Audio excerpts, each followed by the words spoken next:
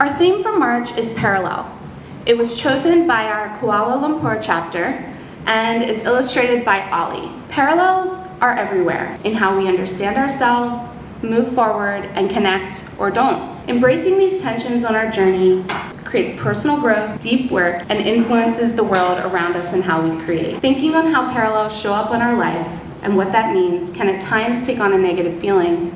Perhaps the path not taken, or the hard road we're on right now. All the what ifs if we ruminate on that within ourselves. There's a term in Sanskrit I've studied called neti neti. It simply means not this, not that. The interpretation encourages us to realize that we are not any of the things we normally identify with. The path you didn't take, the one you're on, the perception that you can just be one of those things, whether positive or negative, can hold limiting beliefs. Whether jumping that path or going the direction you feel aligned, and knowing we're all in this together.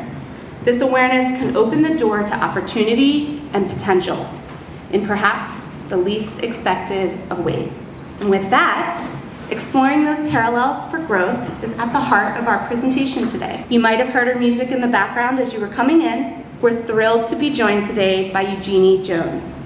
Eugenie is an award-winning American jazz singer, Vocalist of the Year Award, and has been inducted into the Seattle Jazz Hall of Fame. She is highly awarded, receiving the Earshot Jazz Vocalist of the Year Award, sorry, this got repeated, and has been inducted into the Seattle Jazz Hall of Fame. Okay. Man, she founded, it did happen twice. There was like actually 2 or 3 more awards I did not put on here. She founded Music for a Cause and produced African American legacy events like the Jackson Street Jazz Walk. Eugenie has released 6 albums and just released a new album, self-titled Eugenie, that currently ranks number 4 on the Jazz Week's Top 50 chart. Huge deal. It's awesome. Please join me in welcoming Eugenie Jones.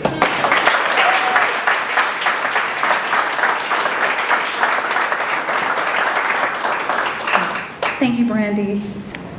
There you go. Technology. Yeah. Wonderful. Thank you so very much for being here. Are you people crazy? 8:30 in the morning to talk about creativity. But nonetheless, I'm very pleased to be here standing before you because I share that creative nature as you do. And I hope to share something about my experience as a creative that will inspire and enlighten you. My goal, whenever I have a chance to speak with people or to entertain, is that when they leave my presence, that they left with something more than what they came with. So that's my wish for you this morning. And so we're talking about the topic of transforming pain into purpose. I don't know where that came from. I was already thinking about it actually before I was approached about speaking to you today. And I was mulling it over in my head about what would I do with this topic, because in addition to being a singer, songwriter, I'm also a marketing communications person. I call myself a multi-potentialite, which is basically a TED Turner. Is it TED Turner? No, TED Talk. It's a TED Talk phrase that basically means you're someone who has multiple creative interests and that you can flex between different skill sets in the different career areas because of those interests and because of those skills and ability. So I can stand right here as a speaker because I have workplace performance development training behind me, but I can also stand here as a singer. Good morning, sunrise. Good morning, blue skies. Good morning, mountains in the horizon. Good morning, you and you. Good morning, me. Good morning, day of possibility. So I can stand here as a singer.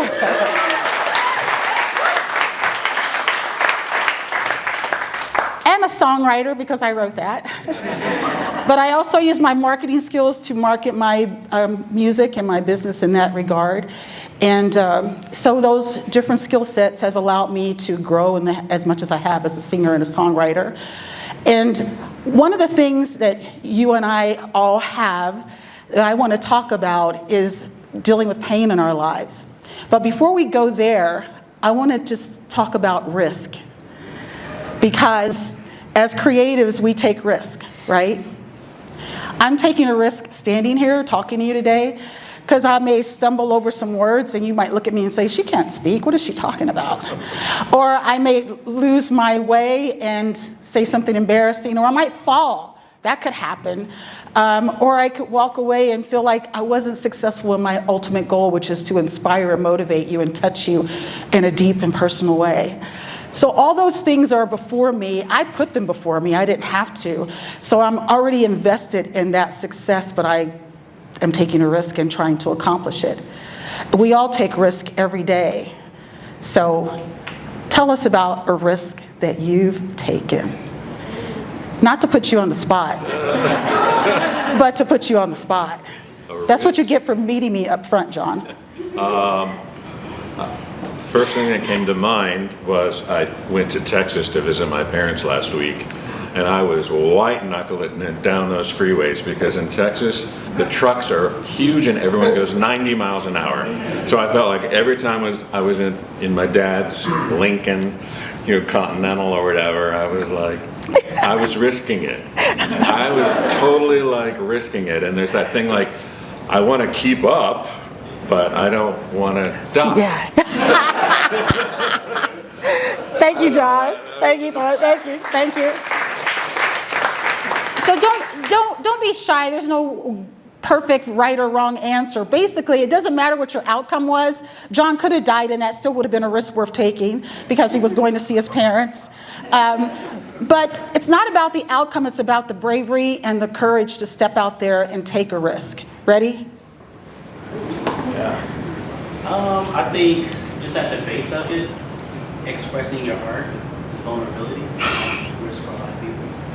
Wonderful. Thank you for sharing that. Now you toss it.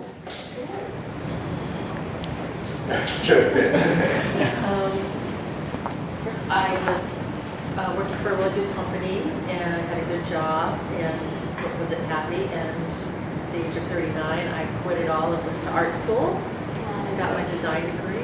Moved to a new city for the first time. Wasn't sure, at my age I'd be able to make it, or anyone would hire me,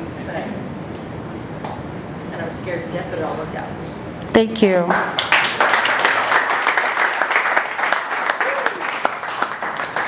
I used to play basketball in junior high. So let's go over here, and people think they're far away from the front of the stage and they're safe. Oh,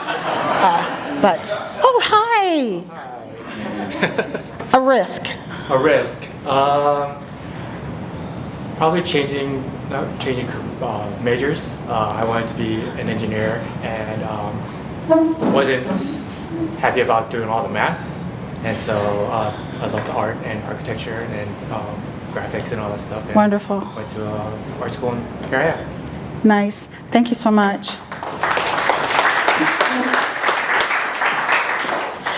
Thank you so much for sharing those insights. The reason that I wanted to just start off with risk because we're talking about transformation, which means stepping out, and stepping out always means taking risk. So let's get into my story. We all have something in common. As I look out in this audience right now, I see so many different faces and so many different clothing types and so many different hairstyles and so many different shoes. I'm sorry, I'm a shoe person. And so many different glasses and lipstick colors. I'm sorry, I'm a lipstick person. But beyond that surface stuff, we're all very different within ourselves, yes? Unique individuals, that's what becomes our art, is our uniqueness. But what we do have in common is that we all have experienced pain in our lives. On some degree or another, we have experienced loss or sadness, grief, heartbreak. And I was surprised when I was looking into this topic that 21 million Americans suffer with depression at some point in their lives. So we have a lot of emotional things to deal with in our lives. And the thing about pain is that we may think of it as something that is solitary, all by itself. We think about our pain and whatever that thing is, we think about that thing. But it doesn't exist inside a bubble. And wait for it. because this is my reference to parallel. It runs parallel to many things in our lives. So when you're experiencing pain, you're about whatever the case may be, you're also experiencing the responsibility of going to work every day. You're also experiencing the responsibility of maintaining positive relationships. You're also expected to have the responsibility of paying your taxes, because it's tax season, yes. Has everybody done their taxes? Yes? Okay, well, I shouldn't go there because I haven't done mine. But my point is that pain exists in parallel to so many different areas of our lives. And when we think about it, that's just how things are. We have pain, but we still have to exist and go forward. And so as we're going forward in dealing with the pain in our lives, and so many other things are being addressed by us, can we add one huge thing to be addressed? And that is transformation. While you're experiencing pain, can you also embrace the idea of maybe this is a good time in my life for me to try something different, to transform my life in some way, to take on that thing that I've been running away from for a long time, or I've been fearful about taking on or inspired to do. And transformation is possible while you're still experiencing pain. Now just hold that for a moment. You're in grief. You lost someone. Your girlfriend or boyfriend broke up with you. You lost your job. You're moving to a new city. Can you also, in the middle of all of that, be transforming your life into something different? Yes? I'm looking at all the head nods. I think most of you would agree that that's true. So I wanted to try and share my story of transformation with you this morning. As I was looking into this topic and considering what to share with you, I came across a quote from one of the critics that written about my music, which I hate, by the way, because I cringe at what are they going to say. But this guy apparently was very smart, because he said something nice about me. But just an aside, let me just tell you one thing. Most of the reviews I've gotten on this album have been like stellar, over the top. But this one guy, I can't even tell you his name. I just know that I don't like him. But he reviews classical music. So why are you reviewing my CD? And then after he rakes me over the coals, he says at the very end, maybe I shouldn't evaluate vocal CDs anymore because I'm not really into jazz. Okay, just had to get that out there. But this is a quote that I thought was relevant to our conversation this morning.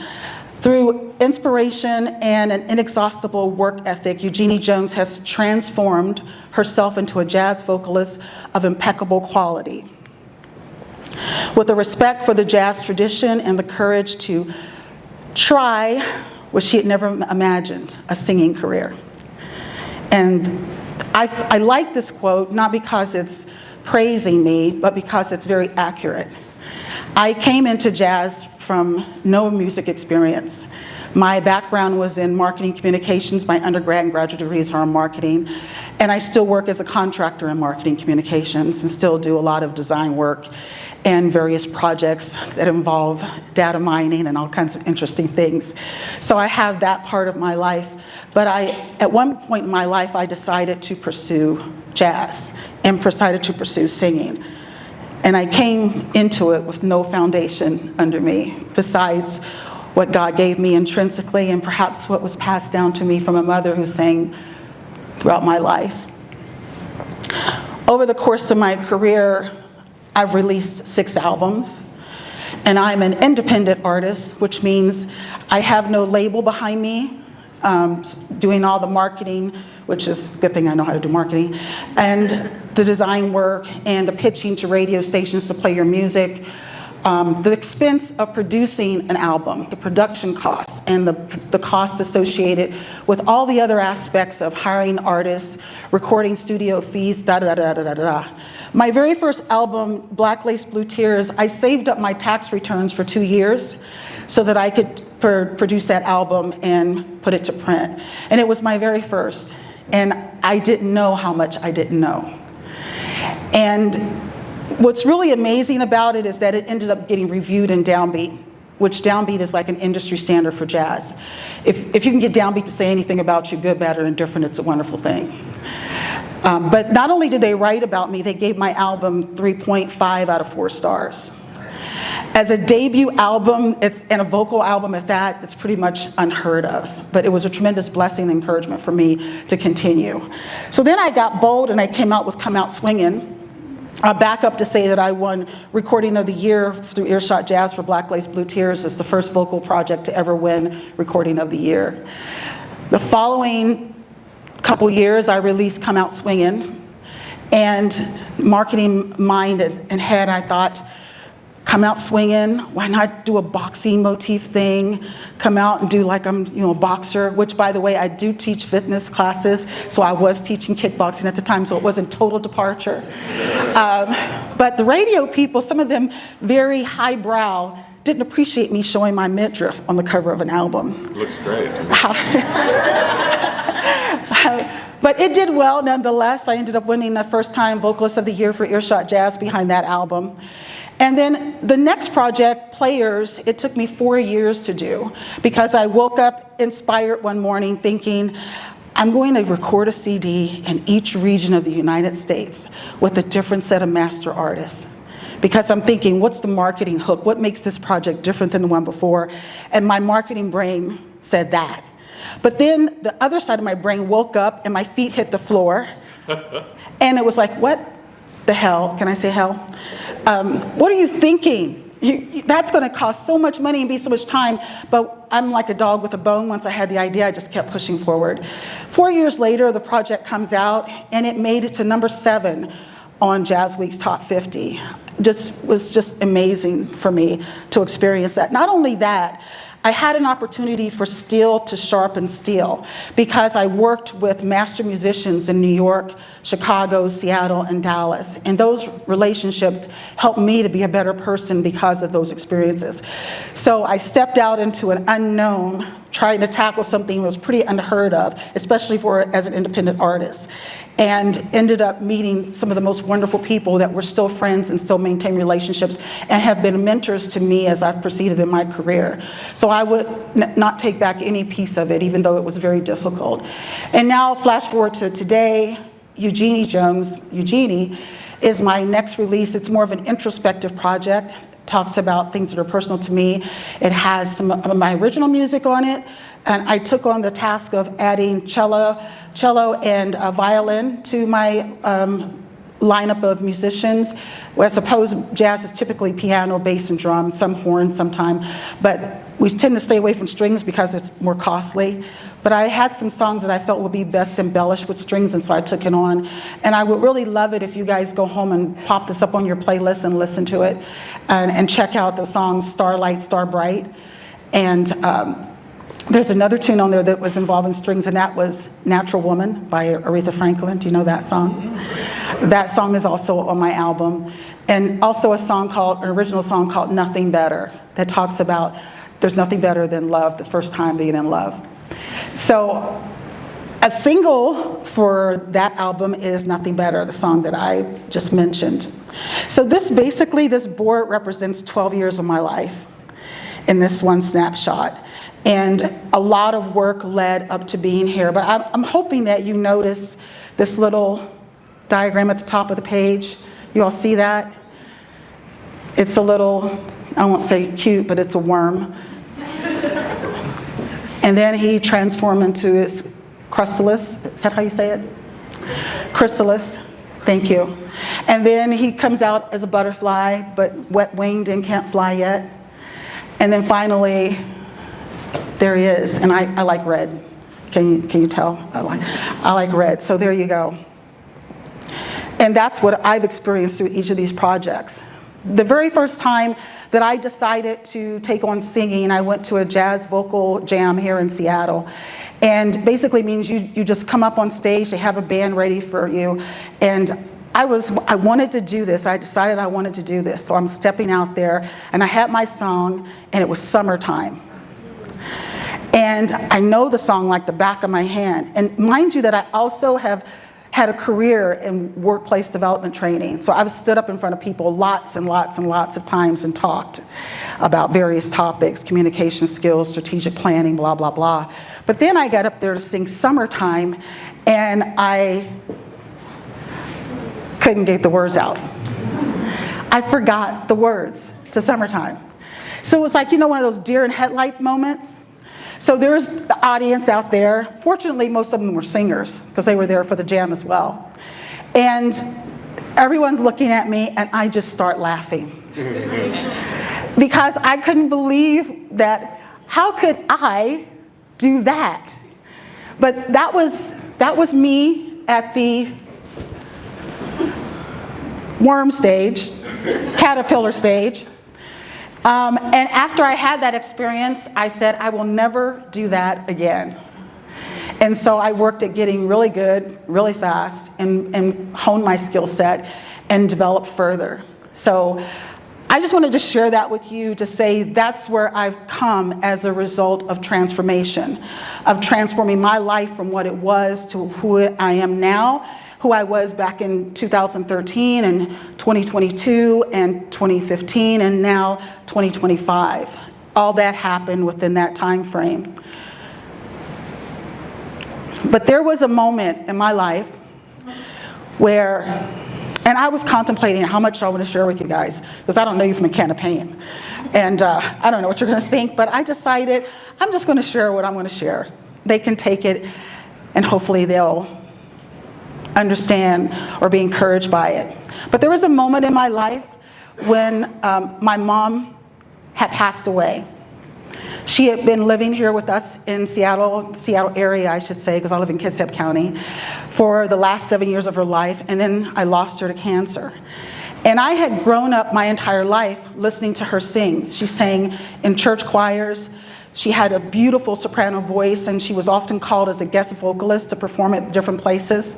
And she also sang around the house all the time. So when she's folding laundry, she was singing. When she was cooking, she was singing. When she was cleaning, she was singing. And even when she wanted to torment us, she would sing. Case in point, we wanted to go to a movie one day, and I live in rural West Virginia, mind you, and we lived up in this hill that was basically a mountain, for lack of a better definition. And when it snowed, the city people didn't come and clean off our roads. We're basically stuck there until it kind of melted and you could get by. So we had gotten out of church one day, and the kids, me included, we all wanted to go to a movie. And we were just praying that it wasn't going to snow, because our dad promised, if it doesn't snow, I'll take you. So we're all sitting around waiting, looking out the window. And it started snowing. And we're just like, don't snow, don't snow, don't snow. And I was getting madder and madder by the minute because it was snowing and it was sticking. And so my mom's in the kitchen and she starts singing. She starts singing, oh, the weather outside is frightful, but the fire is so delightful. And since there's nowhere to go, let it snow, let it snow, let it. And I was just like, ah. But she was my inspiration. And when I lost her to cancer, I grieved her. But beyond grieving her, I also recognized a void. And that void was I missed hearing her sing. And that I began to ask myself the question, I wonder if I can take on that part of her. Mind you, I wasn't a little girl standing in front of the mirror with a hairbrush, imagining I was going to grow up and be Diana Ross someday or something. I didn't have any aspirations in that order. I was the child who sat in the back row of choir and threw spitwads at my siblings in front row. But here I am asking myself, I wonder if I can take on her singing and where I could take it. At that time, I just imagined going and singing in coffee shops and that kind of thing. But me being me, of course it morphed into something more because I'm a little bit ambitious and driven. And yeah, that's me. So I did. I took it on and I started the process of becoming a singer. But that was my moment of inspiration, my epiphany in my life, was that I wanted to pursue it because of what she had done. And as a result, I started coming to vocal jams and performing at vocal jams. And then from there, I started hiring my own bands and performing out in the city. And because I had a marketing degree, I put a pitch together and called, and you know cold calling. Anybody do cold calling in here? Yeah. So I was cold calling for gigs. And for every one you got 10 no's. So you had to have some grit about you. And I kept going until 12 years later, this is where I'm at. And I'm very thankful that I went through the process of falling, failing, figuring out, and going further and further down the line in the process of transforming my life from being who I was to who I am today. Oh, that's backwards. So, your transformation. Have you considered transformation in your life? Is there something that you've considered doing that's just like a little grain of salt in your mind and you've mulled it over multiple times and maybe I will, maybe I won't. But are you willing to step out in faith and belief in yourself and take a risk and transform your life from where you are right now today into being something more of what you want to be? And Brandy and I were kind of chatting about this before this began. Everybody's transformation is a self-decision. You don't have to be the CEO of a company. You know, you could own a bakery on the corner. You know, it's defined by you. What I'm encouraging you to do is to be honest to the goals and aspirations within your heart. You know, stay where you are and wonder if you could have been something more. Or take the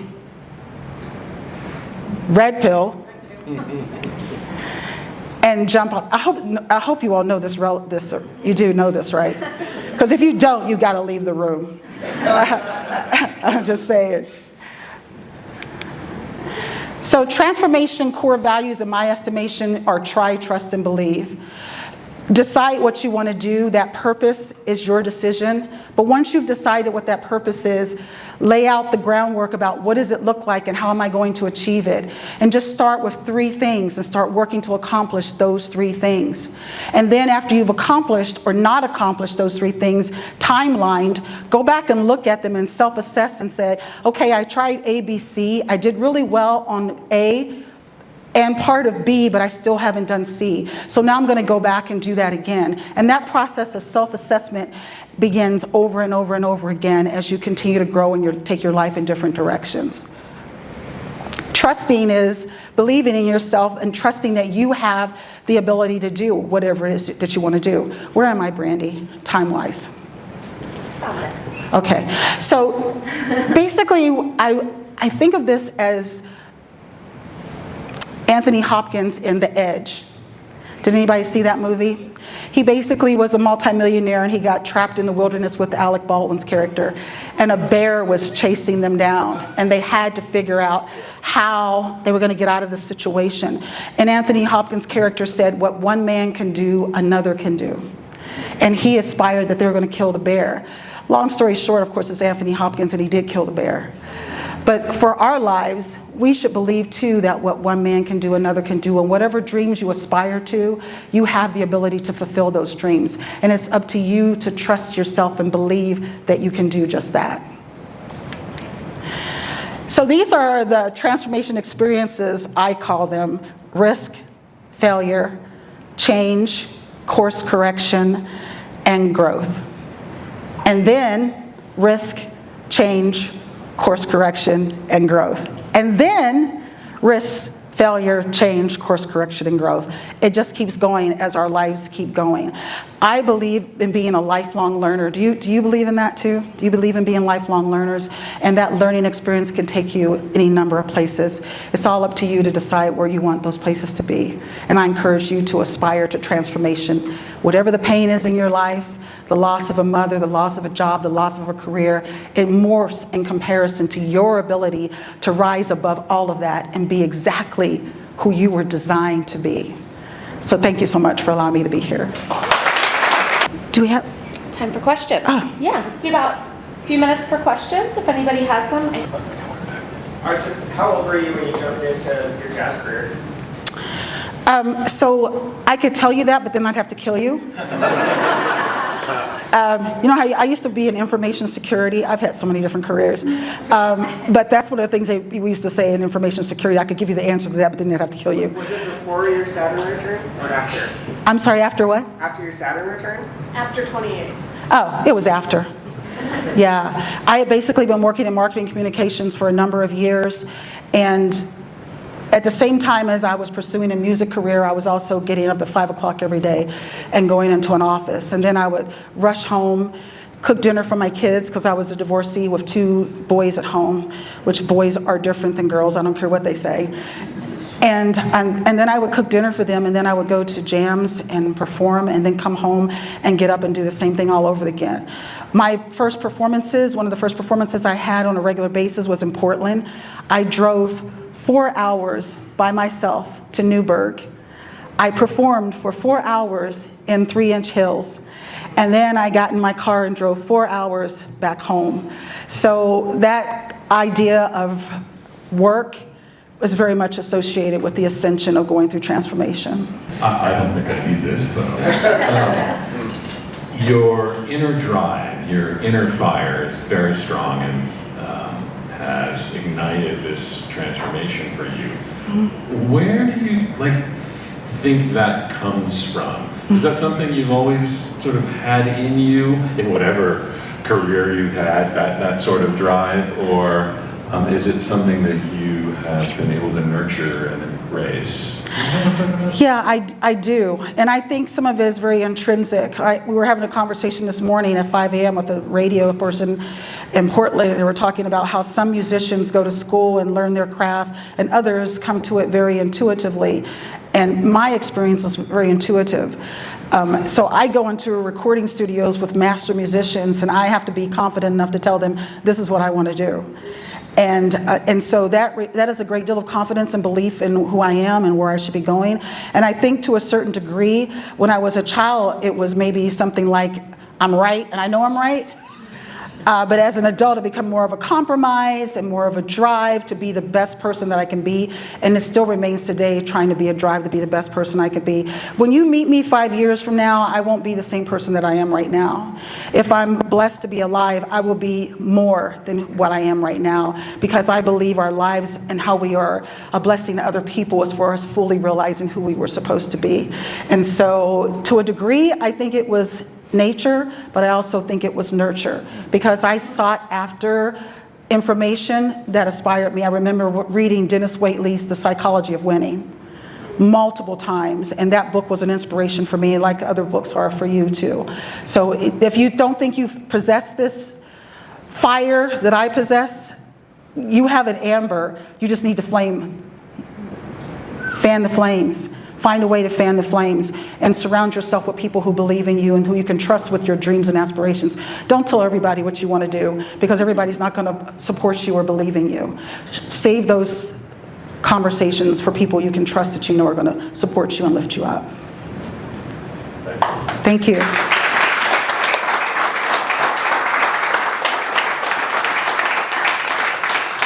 Thank you, Jeremy. Thank you, Eugenie.